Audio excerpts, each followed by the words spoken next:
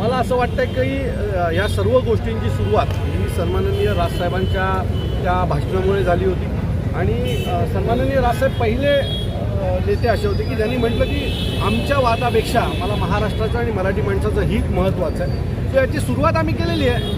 आता जर तुम्हाला असं वाटत असेल की आमच्याकडनं अशी कुठली पावलं उचलली जावत असेल तर उद्धव साहेबांकडे सन्माननीय राजसाहेबांचा मोबाईल नंबर आहे, त्यांनी कॉल करावा आणि प्रस्ताव द्यावा. आम्ही तयारच आहोत.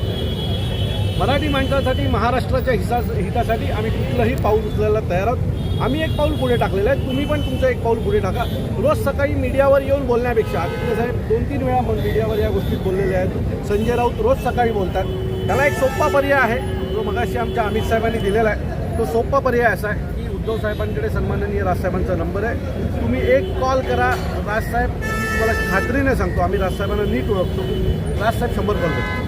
पहिला कॉल तर येऊ द्या. तुम्ही जे सतत मीडियावर बोलताय ते प्रत्यक्षात पण उतरू द्या ना. की फक्त लोकांसमोर दाखवण्याचं काम करताय तुम्ही की आम्ही तर करतोय, त्यांचा पाठिंबा नाही. कारण 2014चा आणि 2017चा जो आमचा अनुभव आहे तो वाईट आहे. त्यावेळेला देखील असा उद्धव साहेबांचा एक कॉल आला आणि साहेबांना म्हटले की मला फसवलं, आपण एकत्र येऊया. राजसाहेबांनी मोठं मन दाखवलं आणि लगेच हो म्हटलं.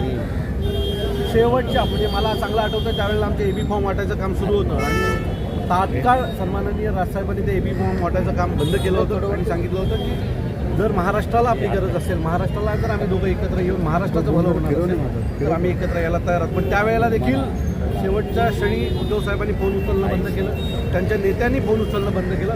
तसा अनुभव आम्हाला पुन्हा येऊ नये त्याच्यामुळे आम्ही आमची पावलं ही जपून टाकतोय.